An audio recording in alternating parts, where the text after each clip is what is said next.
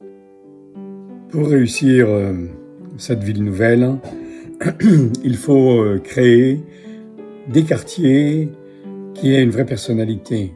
Si ce sont les quartiers verts, des quartiers paysagers, des quartiers de villas, il faut que le paysage soit beau, il faut qu'il y ait une rivière ou un cours d'eau, des arbres à fleurs, des allées, des promenades, des endroits où les enfants puissent jouer, où on puisse se promener.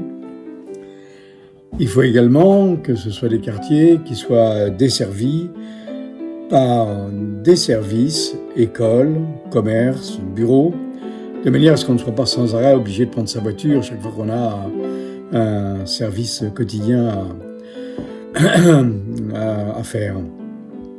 Par ailleurs, le centre-ville, lui, doit également avoir une forte personnalité. Il doit être bien sûr beaucoup plus dense que les quartiers paysagers.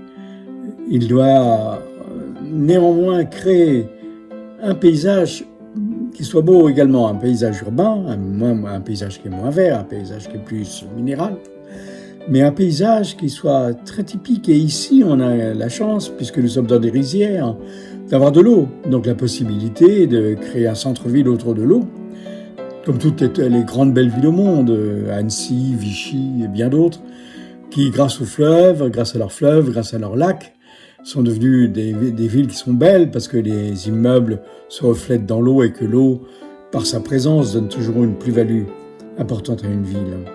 Enfin, je crois surtout que cette ville, qui est bien située par rapport à une très jolie petite ville à côté avec laquelle j'espère qu'il y aura beaucoup d'échanges, et une valorisation entre la ville nouvelle et la petite ville ancienne, bien située par rapport à Hanoï, bien reliée, doit avoir sa personnalité.